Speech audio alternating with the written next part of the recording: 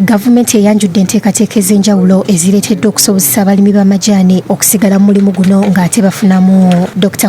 Baryomunsi, minisita w'ebyamawulire, tekinologiya n'okulungamya eggwanga, agambye nti mu lukiiko lwa kabinenti olwatuula ku bbalaza aba minisitule y'ebyobulimi balagidde okukola bukubiire baleete etteeka erigenda okulungamya omulimu gw'okulima amajaani mu ggwanga. We put in place a committee of cabinet to examine this tea crisis and come up with a report that spells out recommendations. Bw'abadde mu lukuŋŋaana lwa bannamawulire ku media center wano mu Kampala, agambye nti omulimu guno nawankubadde mukadde mu ggwanga tegulina tteeka ligulungamya nga bwe kiri ku birime ebirala. Among other decisions which we took as a cabinet is that we directed the Ministry of Agriculture, Animal Industry and Fisheries to come up with a tea policy, because we realize that tea is one of the important economic crops that are not guided or supported by a legislation.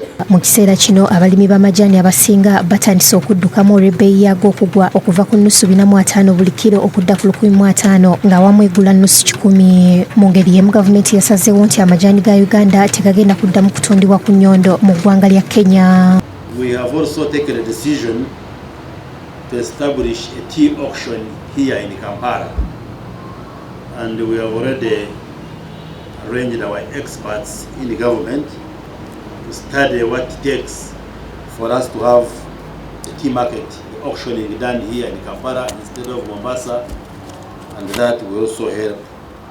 Ebyo nga biri bityo, abatuuze b'e Katungulu mu disitulikiti y'e Kasese abaliraanye Kazinga Channel bali mu bweraliikirivu olw'ettaka eribumbulukuka ne ligwa mu nnyanja eno. Bano bawanjagidde gavumenti ebayambeko okubazimbira ekisenge ekiziyiza ettaka okugwamu. This land was covering up to the other point, but it has been falling down up to where it is now.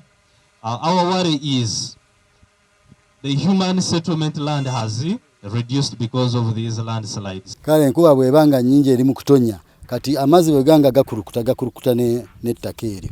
Obubaka buno babuyisizza mu balwanirira enkyukakyuka mu mbeera y'obudde nga bayita mu kutambula Abawokazi Association of Uganda abayambibwako Ministry y'amazzi n'obutonde. Mu bitundu gye bayise basomesezza abantu akabi akali mu kumaaso obucupa bwa plastic, obuveera, okutema emiti n'okusaanyaawo entobazi. Since we are near the equator line, I'm imploring at least each family should have 5 trees in the compound that we make this country green.